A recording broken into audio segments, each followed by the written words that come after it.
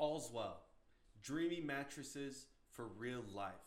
Allswell believes in the power of a good night's sleep for all. It's been their guiding principle since launch. Democratizing good sleep is the reason for being, and they've proven this with products that feature innovative technology and unbelievable comfort and support, without deflating your wallet. Designed to make good sleep accessible to all, the Allswell features hybrid mattress technology, combining the best of both worlds, memory foam and individually wrapped coils, for a winning blend of comfort and support. Their goal was to create an affordable mattress without sacrificing quality or luxury. The result? The Allswell Queen costs $345. No, that is not a typo. $345 for a queen mattress. Follow the link in the show notes. Let's Allswell know who sent you and help support our show. For free shipping, 10-year limited warranty, 100-night risk-free trial, and financing on these mattress sets for as low as 0% APR. Guys, this is an offer you can't refuse. I believe in them. Y'all should believe in them.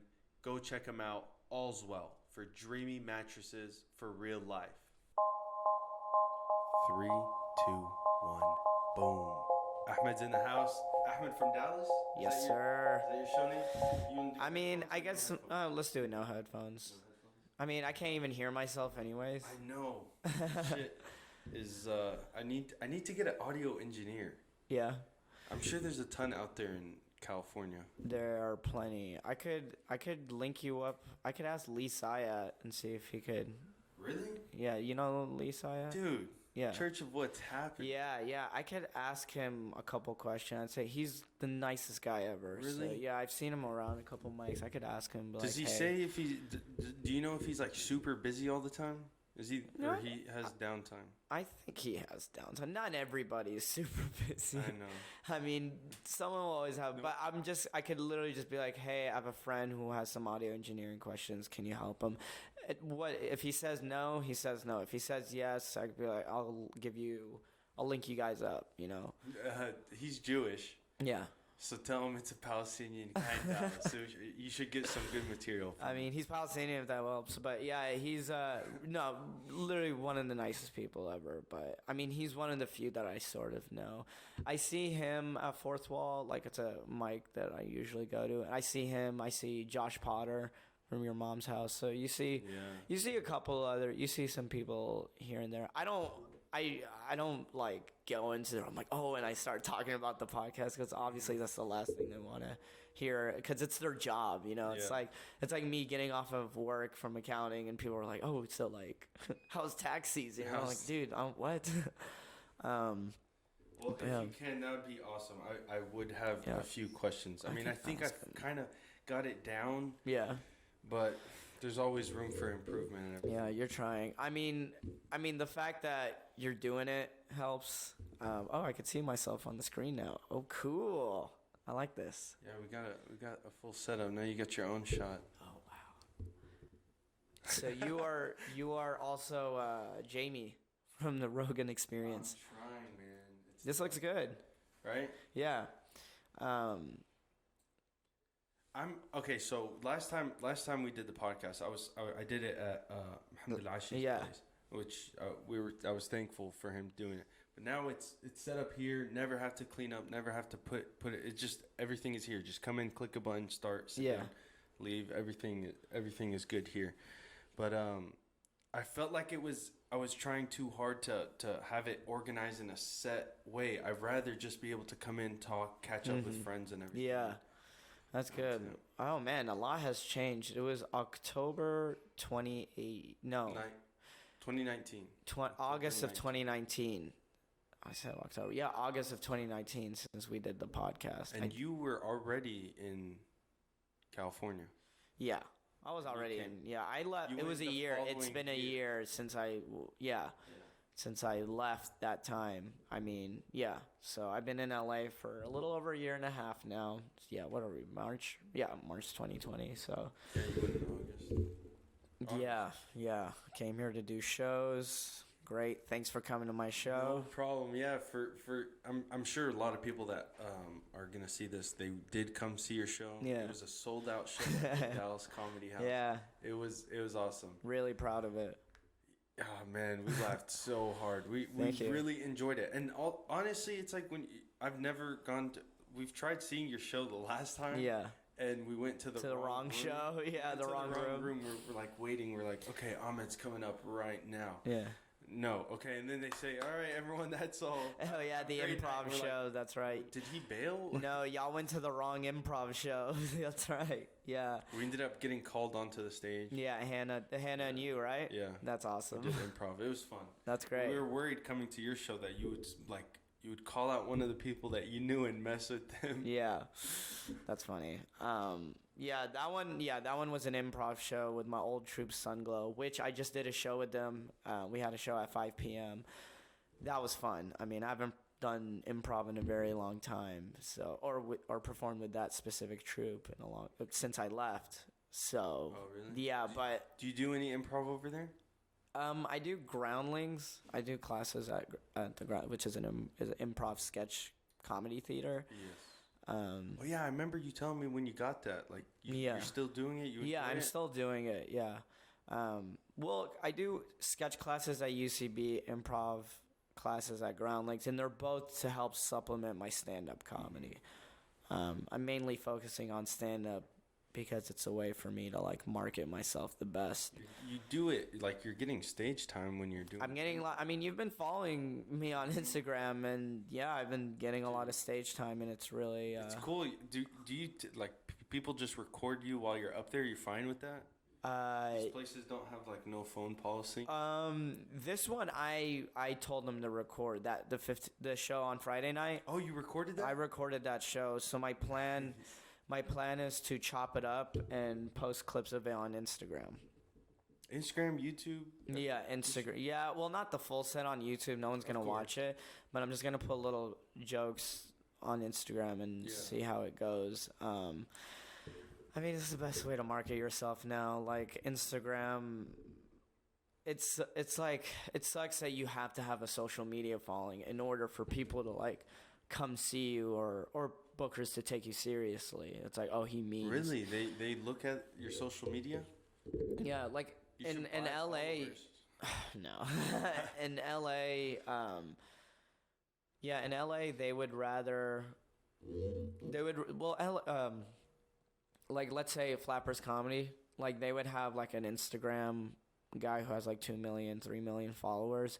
They would have him headline a show, even though he's been doing stand-up or let alone little to no stand-up at all.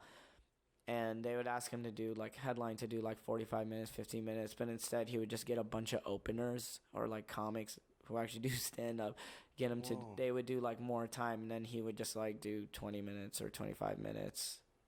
Jeez. Yeah. Wait, how many followers did he have? You said there was like he had more followers? Yeah, because he had like 2 million, 3 million followers, and he could sell out a room. You know? The fact that he could I forgot what's the Instagram guy's name, but the fact that he could sell out a room is what the club matters. He got famous doing something else. Yeah. He got followers doing something else. Yeah, he just does sketches and videos. You know, that's edited, but like stand up is different, you know. Like you've seen my Instagram and my sketches and the videos I post. Yeah, they're great, but it's nothing compared to what you experienced live stand-up comedy on Friday. You were like, "Oh, that was amazing," you know.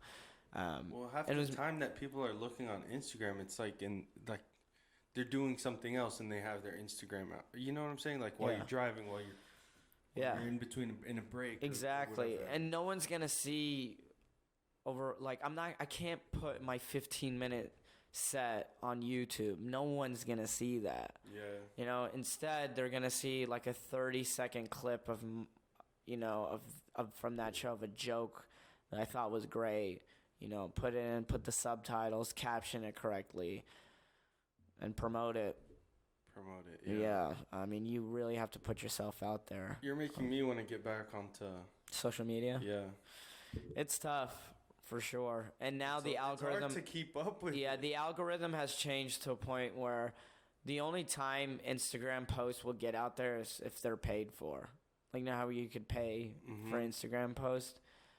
Yeah, those are the ones that will come at you. Wait, come so- out to your non-followers. So I follow you. You follow me on Instagram. If you post something, you're saying I won't necessarily see it unless if. I mean, you're- maybe if you're at the right place, right time. Dude, there's so many posts.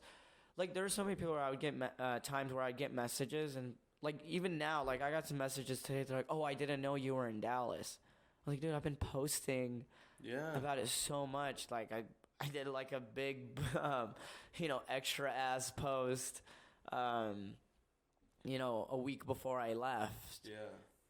And then I posted on my story. I posted on my thing. And it's only a percentage of my followers that actually saw it. Well, enough people saw it. Enough It was a people. sold-out show. I mean, it was a sold-out show. Enough People people. were squeezing by. There was people sitting on the floor. Really? I'm not even kidding. The entrance, there's people just standing, and people sitting on the floor. Really? I swear. I had no So idea. it was sold out, and they let more people in. Wow.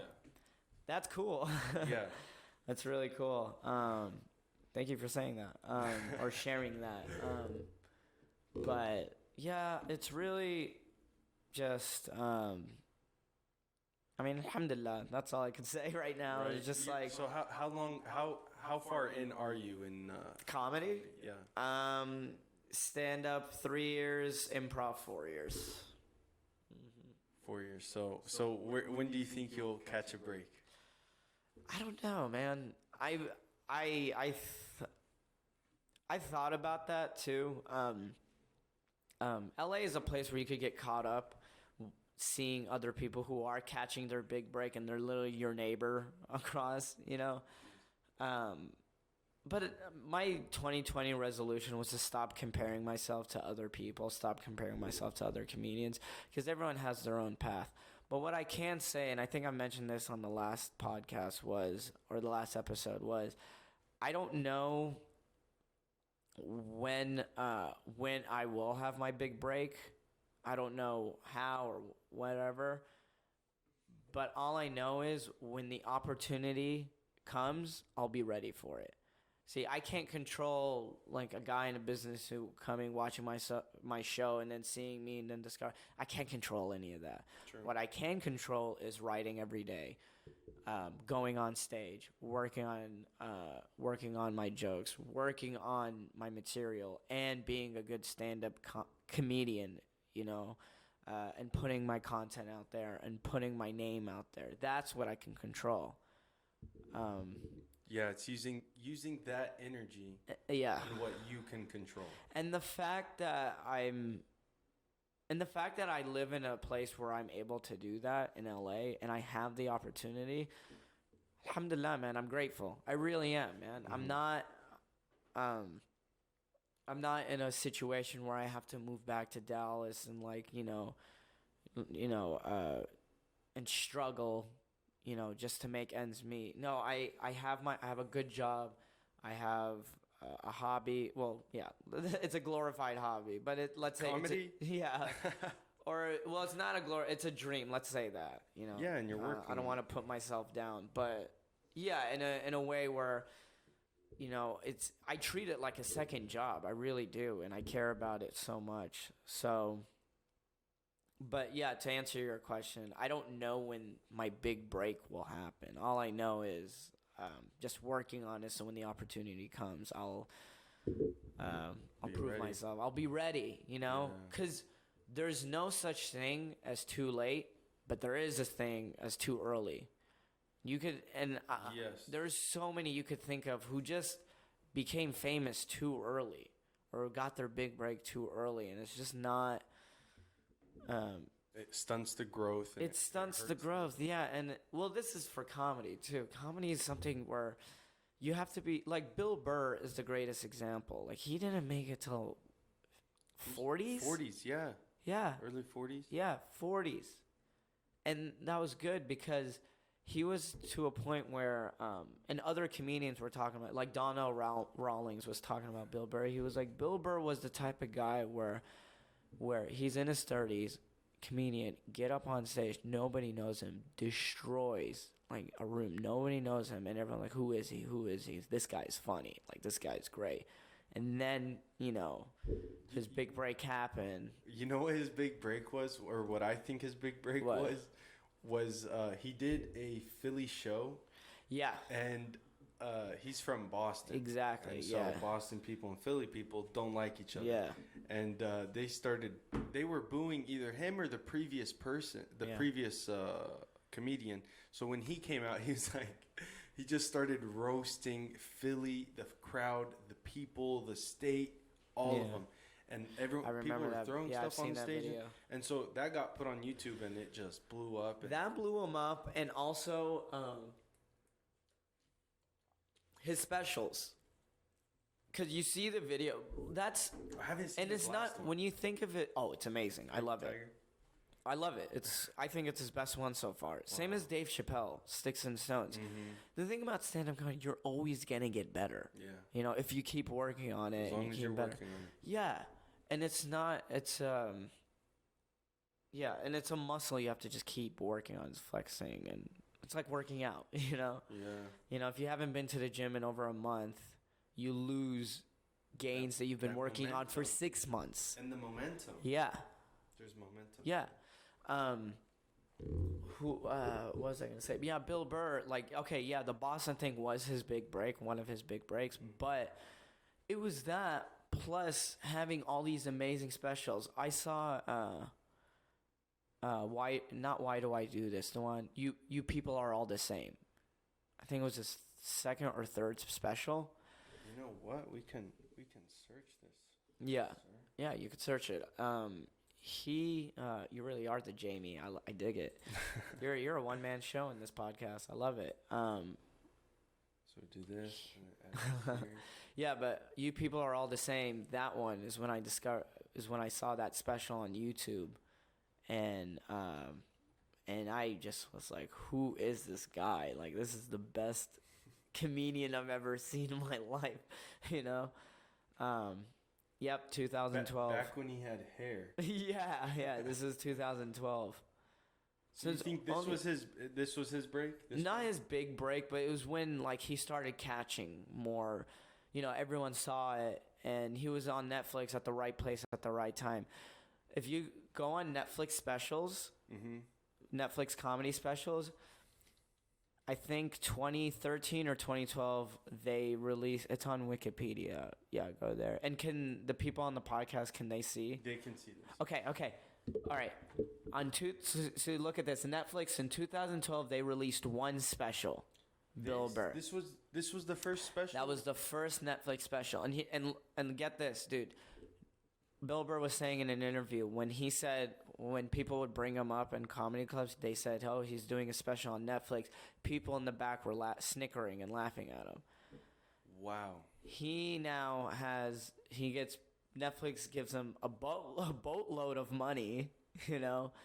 Jeez, I didn't know that he was the first one. Yeah. So they have other specials on Netflix before 2012, but they weren't Netflix. No, they just Netflix bought production. it. Yeah, they just bought it. Yeah. You know, because Netflix was like, we just need as much content as well. Yeah. But a Netflix produced special.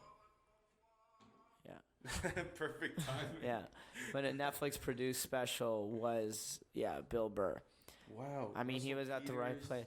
And another person was Tom Segura. Tom Segura was saying, his agents, when he filmed Completely Normal with Comedy Dynamics, his manager's like, hey, we sold because he was trying to sell it to Comedy Central and other bigger places at the time. And he was like, yeah, we sold it to Netflix, but, you know, they're doing all right. They're doing all right. Trying to make that, yeah. And then next thing you know, when the Netflix era happened. I guess. Okay. 2013, 2014, the Netflix era, everyone was on Netflix. Everyone and their mothers were on Netflix.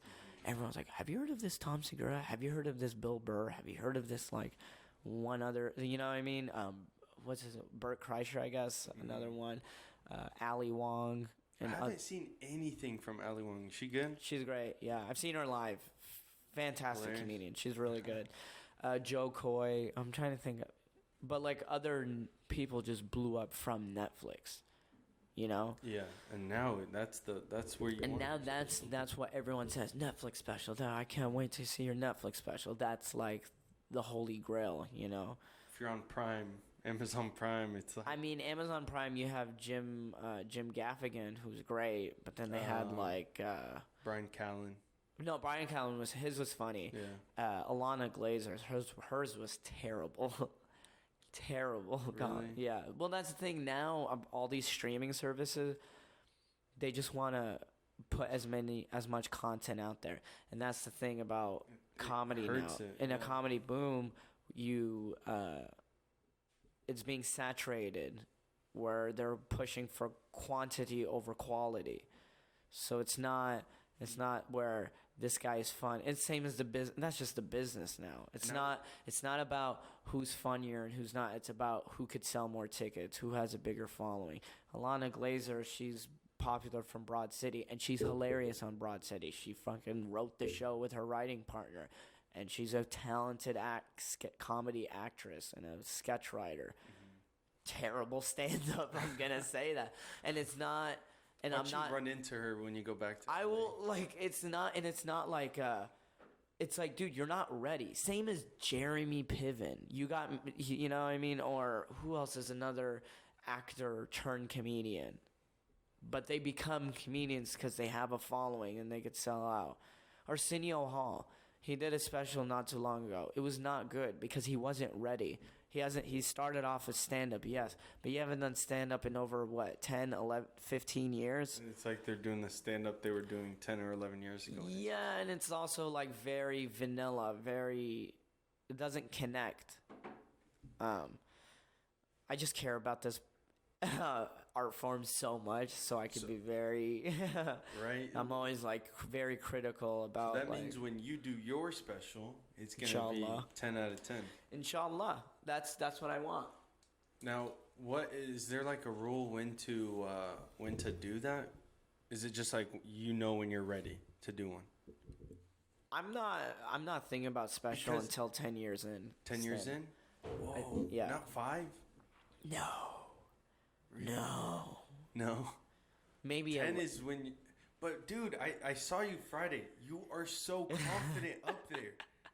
Thank you. I appreciate it. Like you said, 3 years doing comedy. It looks like you've been doing it 10 years. Yeah, I really I've been putting in the work. Yeah. You know, I really have. I'm not trying to no, I appreciate boost you and you don't in it. No.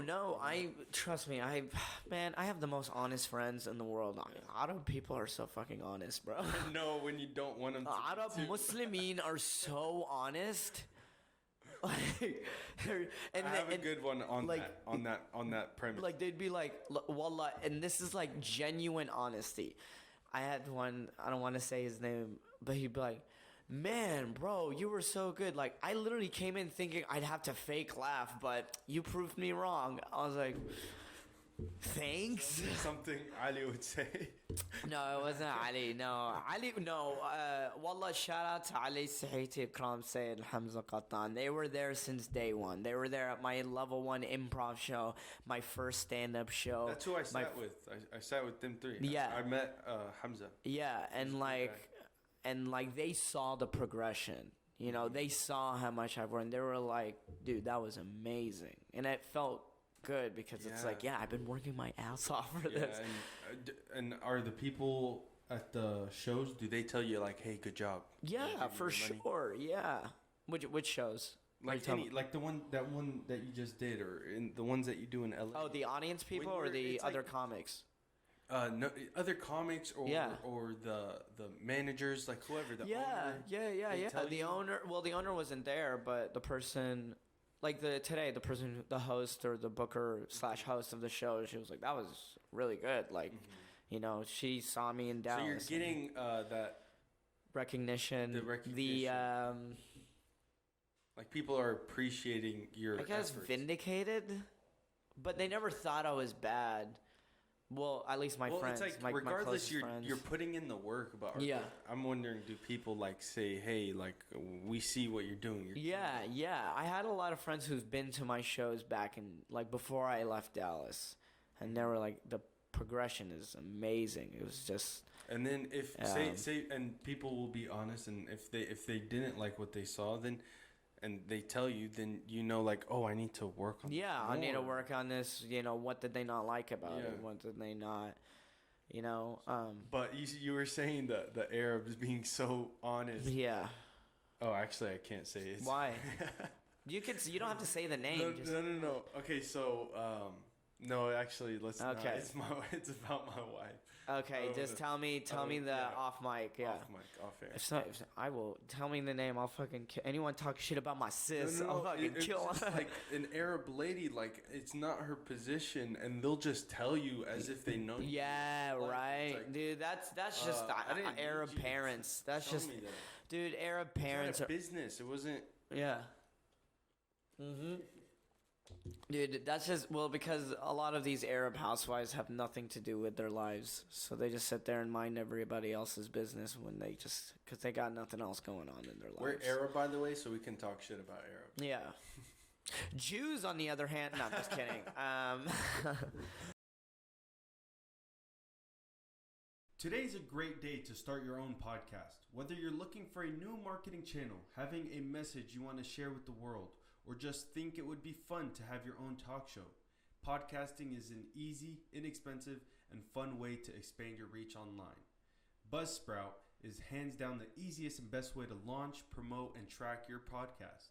Your show can be online and listed on all the major podcast platforms or directories like Apple Podcasts, Spotify, Google Podcasts, and plenty more within minutes of recording. So it's just a click of a button, it gets launched onto all these platforms. I use Buzzsprout. It has been the absolute easiest thing to deal with.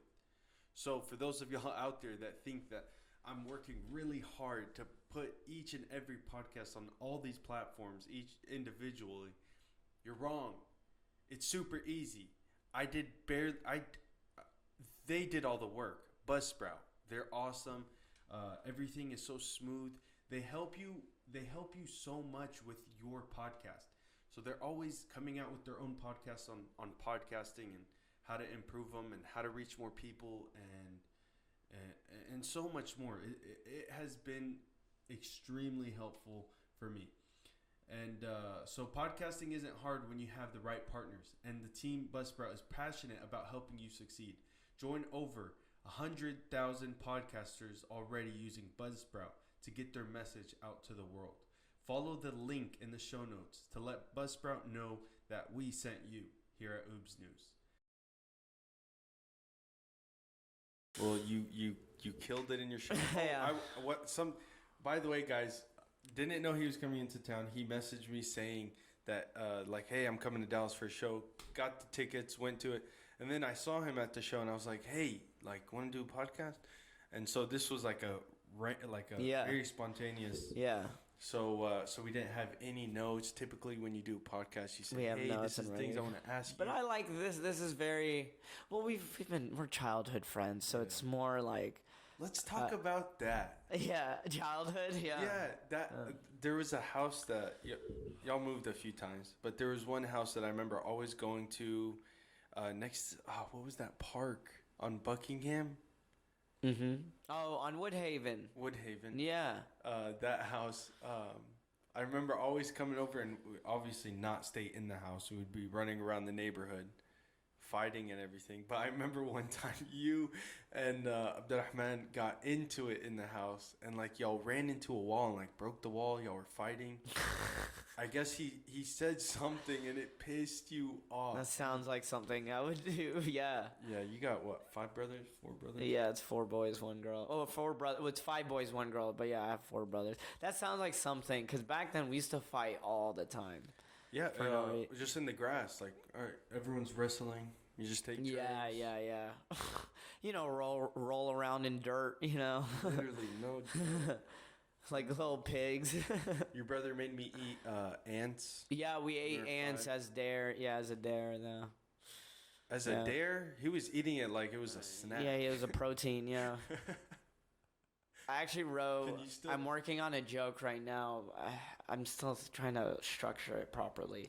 But pretty much it's just a joke about one time I remember going to Yemen, and we were staying in Hadda, which is like a neighborhood, like in a suburban area, but it's in the village on the mountains. And my uncle had a goat, and I remember waking up one morning and seeing my little brother like, hey, I was like, hey guys, we gotta go to the market, get some food. And Abdurrahman was like, hang on. So he like went and grabbed the goat by its tit and then squeezed the milk and squirting it right straight to his mouth.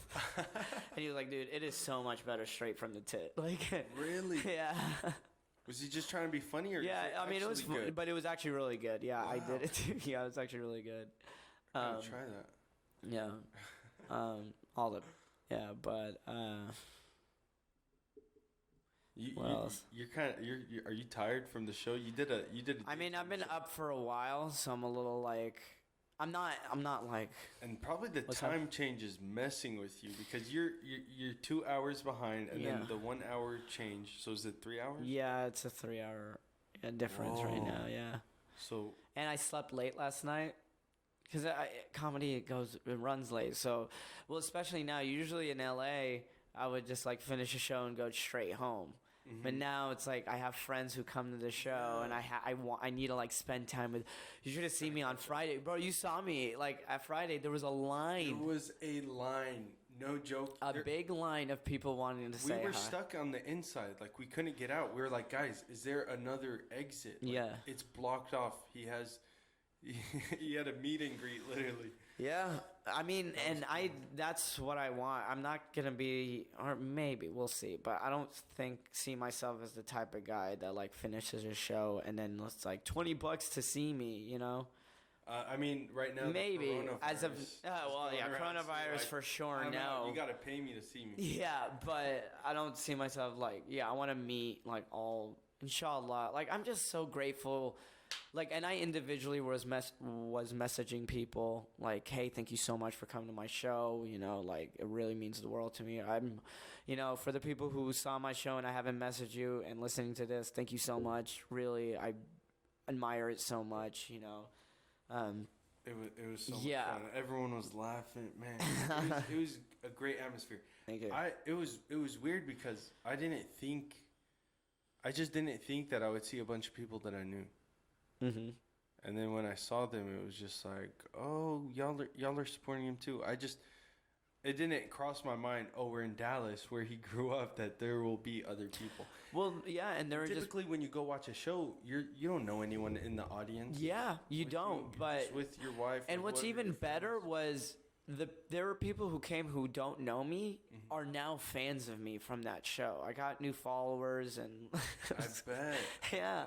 And messages like, hey, I've never met you. We were like, it was okay. So remember when I was talking about I'm in the same league as an average looking white guy, and I pointed at the guy in the mm-hmm. audience. I think it was his girlfriend that messaged me. Was like, "Oh my God, when you point out my boyfriend, that was so funny. Like you were great. Like really, That's so cool. It was awesome. It felt really cool to, I don't know, for like after 3 years of doing stand up, like I'm finally hitting to a point where I'm like, oh, like I'm good. Like I'm actually good at this, and I have potential to keep going and to make something of myself. Yeah. You have it all. I mean, like I said, it really is putting in the work. It's writing every day, getting on stage, and I'm going to keep saying it. I'm going to keep saying it. And it's like, if you have any passion for anyone listening, it's like, just put in the hours, and there's going to be moments where you don't feel like you could do it anymore, but that's the time where your determination and your relentless energy, I guess, mm-hmm. that's when it is like shown, or when it grows, I guess. I don't know, man. I'm not making any sense. You are. It's like you got to dig deep in the down times that's what I'm saying. Tough.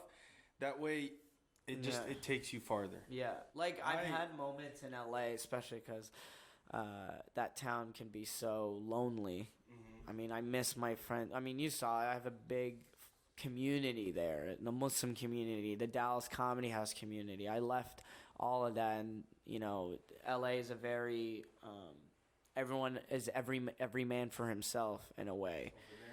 Well, you do have your group of friends and you're all helping each other, but in the end, it's, I try my best to be that comic or that person that tries to help other people.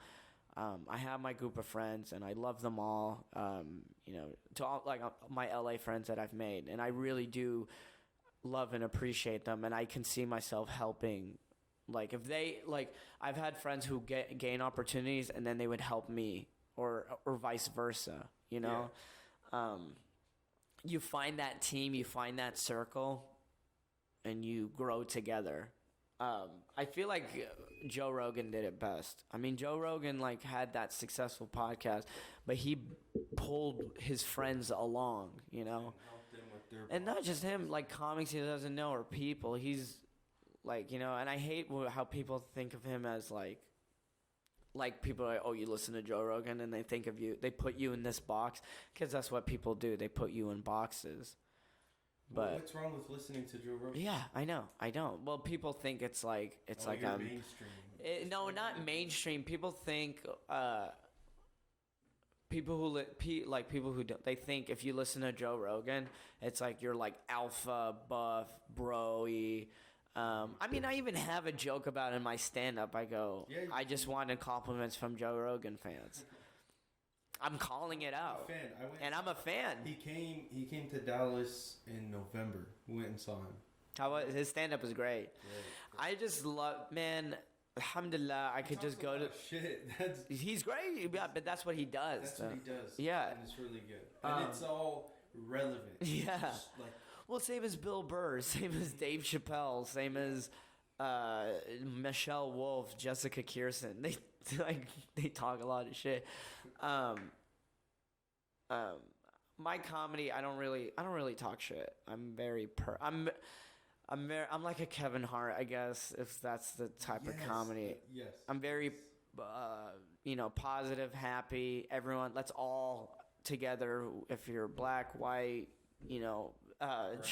brown, gay, straight, lesbian,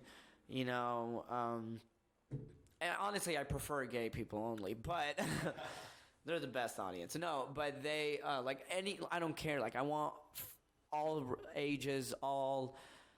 That's pretty much Friday. The crowd that you saw, that's what I wanted, and it was a diverse crowd. It was young people, old people. Yeah. It was different colors, different Arabs, black, Muslims, white, atheists. It was so many people, and they were all enjoying my comedy.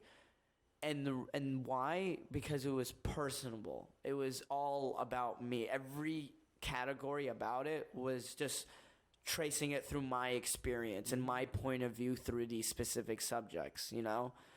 Yeah, and that's what makes it special, in my opinion. When there's a comedian, I'm not a comedian. I'm just a big fan of comedy. But the thing is, it's you get it though. You're an audience member who watches a lot of comedy, and even though you're not a stand-up comedian, there's still you've seen good comedy and you've seen bad comedy, and honestly,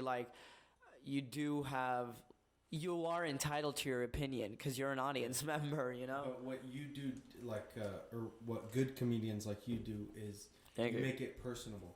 There's comedians out there that are like, oh, what would a comedian say? Yeah. What would a comedian do? And that's how I was the first... They're not connected. Yeah, and that's how exactly I was the first year, 2 years of comedy. That's exactly how I was. I was just doing anything to get a laugh. I was doing anything to I was like, I think this is funny, Yeah. I would just say whatever, do whatever. And it's not... And that's just what you do as a comedian. I mean, even now, I just... try to, that's the goal. The end goal is to make people laugh, and not try to offend anybody. What's cool was, like I said, was I had shout out to Wes and Shane. They're in Sunglow with me, and we started open mics together. Wait, what's Sunglow? Sunglow is the improv troupe that I performed with. But two of the improv roommates, Shane and Wes, they came open. We started stand up together. We were doing open mics together, and and they were at the show, and they were like the most impressed because they were like, I remember when you first started, and Shane was like, that was 100% you. That was just you on stage. Like earlier, it was just like sort of you, a little bit nervous, trying his best to make laughs, trying to sell a joke, but you just got up like very confident, very relaxed, and just had a blast and had a fun time. So. Yeah.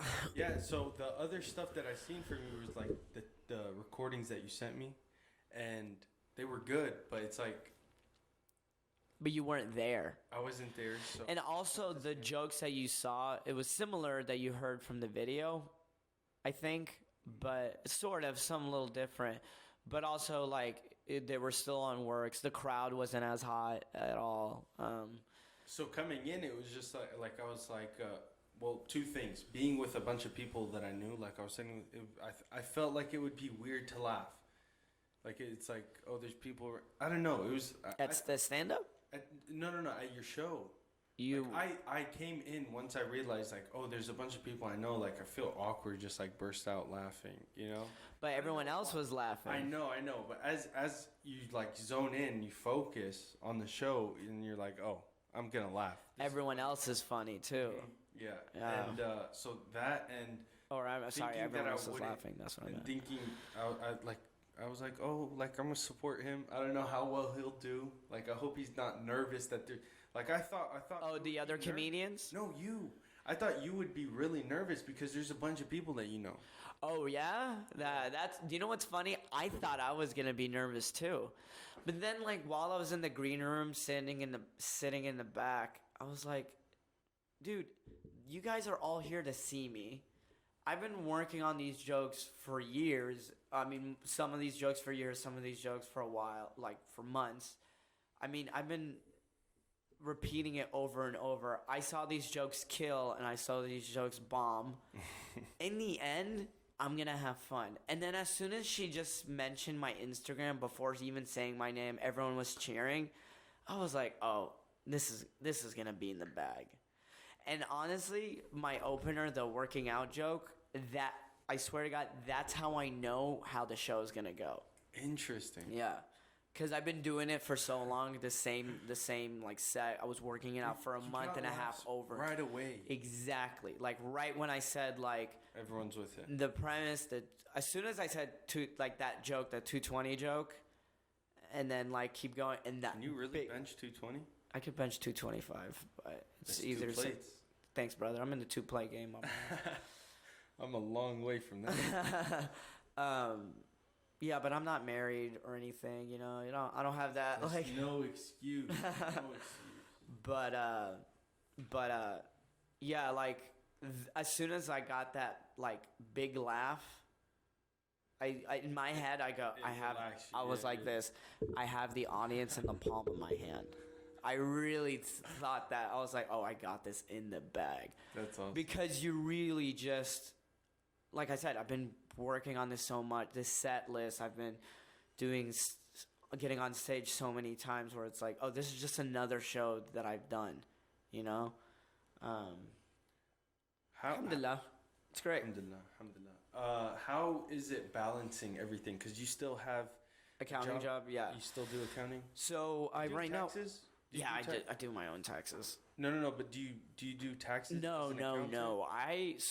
Have you heard of Robert Half? Yes. They have a branch in. That's where I was. I just left them in January. Were you in SPS? Yes. Really? Yeah. That's what I'm doing right now. Really? Wallah. That's awesome. Wait, so you're like getting paid while on bench time? No. I got a new job. I work at a CPA firm now. No, but I'm saying when you were in Robert Half. Yes. Oh, so you were a salary professional. Yeah, that's what I'm doing right now at Robert Half. I love it. Where are you at? What is your project right now? So right now I'm on bench time. I became Really? Yeah. So I just wrapped up the last project with this denim company. On Wednesday before I left Thursday, and they were like, hey, they actually just gave me a raise because I've been having really good reviews. Nice. Alhamdulillah. Yeah, they gave me a raise, and while I was on Friday, they just set up 2 interviews. I have a phone interview Tuesday Yeah, so I land Monday, so phone interview Tuesday at 10, and then an in-person interview at 3. And yeah, like I love that job. It's great. Like I will be. You do what you need to do. Yeah, it's like imagine like it's so cool like going into a company and knowing that you're gonna leave in 3 months, and so it's like my dating life, honestly. But no, it's like you know that feeling of like your girlfriend's gonna see this. Yeah. Oh. Yeah. Right. Got a month. Yeah. Go. Right. No, but do you know that feeling of like just leaving a job, like you're quitting and you know it's like you don't have to deal with the issues anymore and you're free. Yeah. I get that feeling 3 times a year. Isn't that fantastic?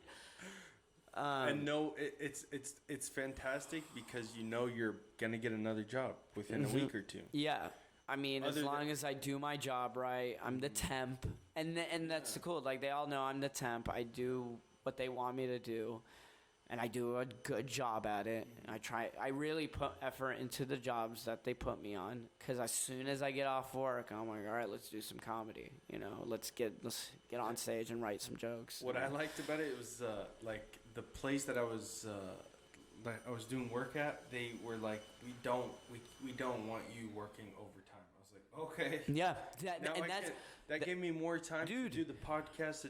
Hobbies, to hang out with the wife, family. Yeah, and that's same thing. Same on my side of Robert Half right now. All the projects they put me on so far, they don't want me to work overtime. Mm-hmm. So as soon as my 8 hours hit, you know, and some of the jobs I'd be like, can I come in at 7, leave at 4? They say sure. Very flexible time. How do you do that? Because then don't you? Okay. Well, what's cool about LA is they know everyone. They know traffic sucks. They know. Everyone has a side project that they're doing. So everyone is always late to work, right? Not necessarily. No, not necessarily. It's more. Well, the traffic. Everyone understands that traffic is shitty, especially during the fires. Oh my God, it was terrible. During fire season. That's crazy. But it's a thing. Yeah, it's a thing. But no, like my managers know, like the people who like put me in different jobs, they know I do stand up on the side. They know I do stand up at night. Do you tell and they're supportive. Like Robert, they know? Yeah, my Robert Half team. Yeah, shout out to Puneet. Puneet? Yeah, nice. she's like the one who she's the one that hired me and put me on the team. And her and Luke, this guy who's whatever, doesn't matter. Now I'm just saying redundant information, but she literally was like, yeah, you can, you know. She was like, the SPS is perfect for you, which is great. I mean, I don't have to. And also my favorite thing about working as a consultant for them is as soon as I leave work, I don't take work home with me. Absolutely. You know? Yeah. That's like, I get off work, I'm done. Yeah, exactly. You're done.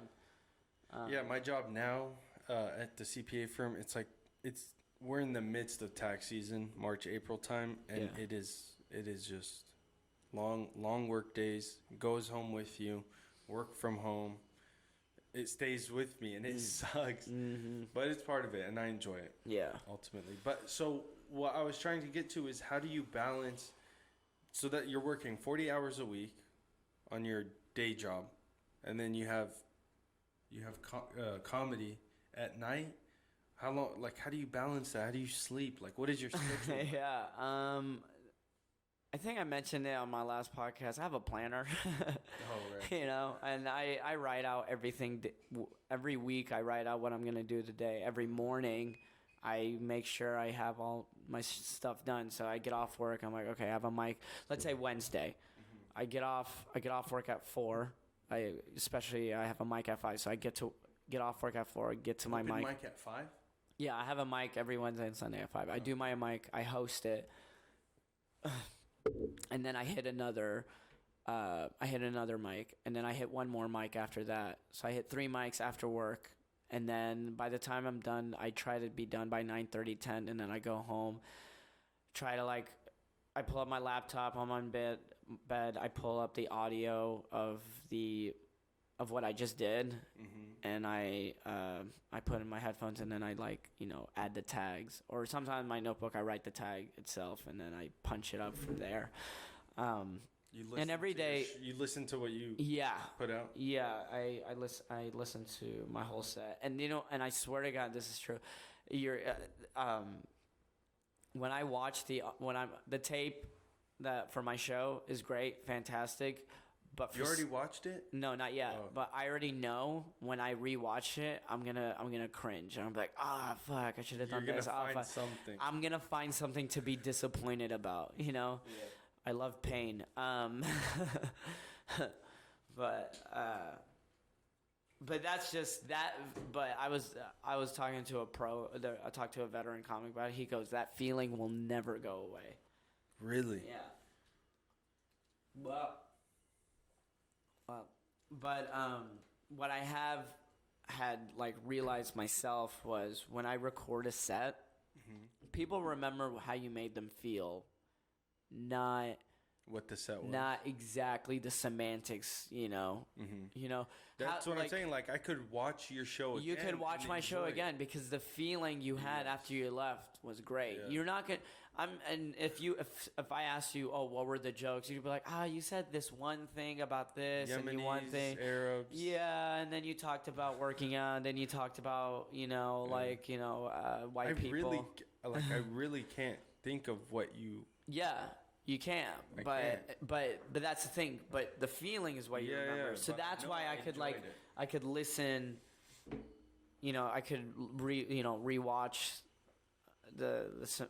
I could listen to the audio or rewatch the show, and I'd be like cringing a little bit, but at the same time, like, relax, dude. Like, they all felt good, everyone, and I remind myself, that they didn't feel, but unless I'm listening to a bomb and I'm just like, oh fuck. Let me rewind that. Yeah, that's like the worst. How often do you bomb? I bombed last week, man. I Really? bomb all the time. Yeah, man. Okay, I was testing to see if you'd be honest. Yeah, man. I bomb all the time, dude. The hell? Hamza Qatan brought up, he was like, man, he was talking about 2 years ago, February of 2018. I don't remember the exact date.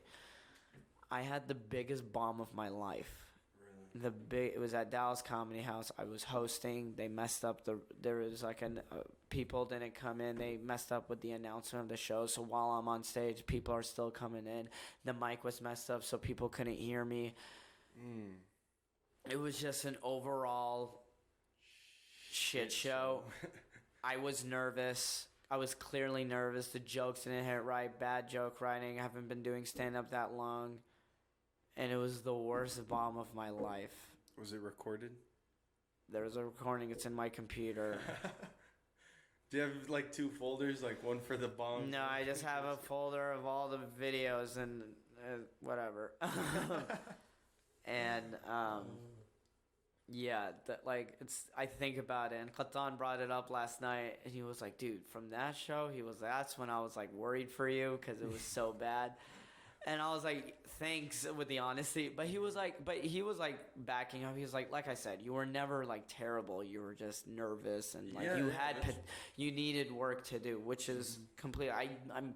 I still did amazing. I still have work to do, That goes for any comedian. It never that we stops. See now. It never 20 stops. Years in, it's like they're funny now, 20 years in, but 5 years in, they probably were terrible. Yeah. Like, they were cracking jokes with their buddies and people thought they were funny, but it's different when you're on stage. It's a never-ending process. Like, even think about... Try to get your stomach on the screen. Oh, yeah. It's okay. Let's try again. You've been hitting the gym. Look at that six-pack. No, it's a little bit of gut. I have a 4-pack. What time are we at? We are just under an hour. Wow. It blew over. That flew away. I hope I was interesting. Dude, it was great. Thank you. It's always great. I'm sure you got stuff going on after. We're actually going to go catch a movie. Nice. What, do you have any last questions before we wrap it up? Because you still got to tell me what you were going to tell me off camera. Oh, right. I'll tell you that. No, I think that covers everything. I'm sure when you're back... Anytime. Every time I'm back, I'll be back in October, and I'll be headlining. Okay, I'm coming to that show, and then we're doing a podcast. Maybe Yes. either before or after. Yeah. After it. Let's But, do it. Let's do it after. Let's do it after. Yeah. Yeah. When you headline, is it gonna be more time? Yeah. 25, 30 minutes. What was you did 15? Yeah. That guy that followed you, he cut it short. Oh yeah. He pretty much bombed, in my opinion. I was fake laughing. He's one for of the him. best comics I know. Really? Yeah. Maybe it was just the energy, because, like, I'm a very high energy, joke. He's very, like, calm and, like, conversation and... Yeah. And that, you know what's crazy about that? When you said that, I thought of just because last there night. are people who were they loved Brad. They loved the headliner, too, so... Really? Yeah, and I think he's one of the best. I really do. Is he just local, Dallas? No. He lives in L.A. I had him headline my first produced show in L.A. Wow. Yeah, he's great. Yeah. Awesome. Well, maybe it was just a tough follow because. Yeah, I'm sure. I mean, he even knew that. Yeah. So. But what that reminds me of is last night the fight. I don't know. Do you watch UFC? Rarely. So last night, okay, the co-main event was two women.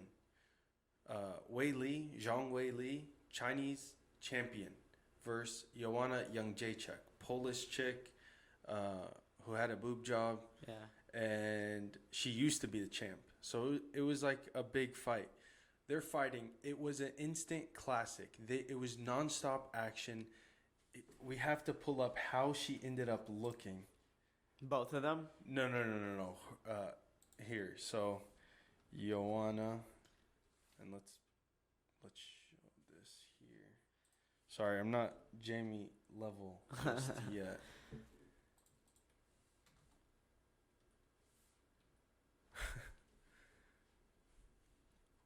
So here we go like this. So you see her? Pretty? She's kind of pretty. Yeah. This is how she looked after the fight. Whoa. Did she win or lose? She lost. Oh, man. But it was nonstop action. Like look, Yeah. she went from that to that. She looks like an alien. Have you seen Elephant Man? What is that? It's a movie about a disfigured you. Oh my god. What are those things in Star Trek? Spock? Is that what it is? Species? No, it was like Klingons. Oh, Klingon? Klingons.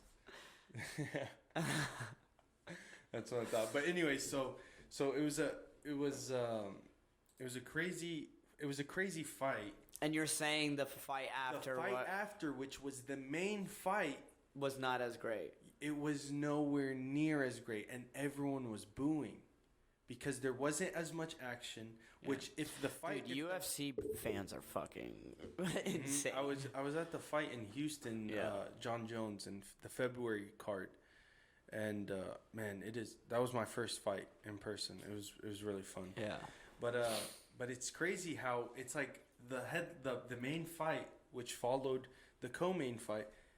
It's like it was too hard to follow. Yeah. Because it was like, it is an instant classic. It'll go down in history as they said it was the greatest women's MMA fight ever. And then obviously the main fight, which was Yoel Romero and Israel Adesanya. It's like they're amazing fighters, but no one enjoyed it because of the fight. It's the energy. The energy is not there. They're just bouncing around, and everyone's like, we want to see more action. Mm-hmm. But anyways, we did an hour, and I really enjoyed it. Thank you so much for coming. Of course, it's always great having you here. And until next time, we'll see y'all. Tell everyone where they can follow me on Instagram. Ahmed from Dallas. AHMED from Dallas. All right, guys. We will see y'all. Thanks for tuning in. Until next time. We're out.